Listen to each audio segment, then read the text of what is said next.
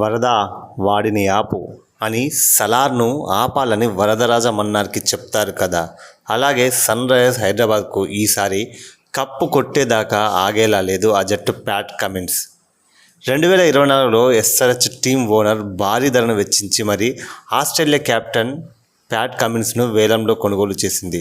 ఆ వెంటనే తమ జట్టుకు కెప్టెన్గా ఎంపిక చేసింది. ఇక కెప్టెన్సీ అందుకున్న వెంటనే ప్రతి జట్టుకు భయాన్ని పరిచయం చేశాడు ఈ సలారోడు.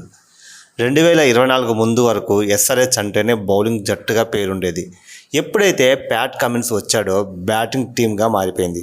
మరీ ముఖ్యంగా ఓపెనర్లు ట్రావిస్ హెడ్, అభిషేక్ శర్మలను ఎదుర్కోవాలంటే ప్రత్యర్థులకు భయపడ్డారు. అంతలా జట్టును తన రాకతో మార్చేశాడు ప్యాట్ కమిన్స్. ఒక్క అడుగు దూరంలో ఐపీఎల్ ట్రోఫీని గత ఏడాది మిస్ చేసుకున్న ఈ సలారోడు ఈ ఏడాది ఖచ్చితంగా సన్ రైజర్స్కి కప్పు అందించాలన్న లక్ష్యంతో టోర్నీలోకి అడుగు పెడుతున్నాడు.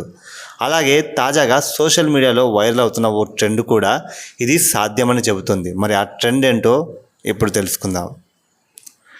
సన్ రైజర్స్ కంటే ముందు హైదరాబాద్ ఫ్రాంచైజీ దక్కన్ చార్జర్స్ పేరిట ఉండేది. 2008 ఐపీఎల్ స్టార్ట్ కాగా మొదట దక్కన్ చార్జర్స్ హైదరాబాద్ ఫ్రాంచైజీని రన్ చేసింది. ఈ సమయంలో ఈ జట్టు కెప్టెన్గా వ్యవహరించాడు ఆడమ్ గిల్క్రిస్ట్. మొదటి సీజన్లో డెక్కన్ చార్జర్స్ ఆఖరి స్థానంలో ఉండగా ఆ తర్వాతి సీజన్ అనగా 2009లో ఛాంపియన్గా నిలిచింది డెక్కన్ చార్జర్స్. ఇక 2015లో డేవిడ్ వార్నర్ సన్ రైజర్స్ హైదరాబాద్కు కెప్టెన్గా రాగా ఆ తర్వాత సీజన్ 2016 ఫైనల్లో రాయల్ ఛాలెంజర్స్ బెంగళూరును ఓడించి కప్పు గెలిచింది ఎస్ఆర్హెచ్ టీం. ఇక ఇప్పుడు అదే సీన్ ప్యాట్ కమిన్స్ టైంలోనూ రిపీట్ అవుతుంది.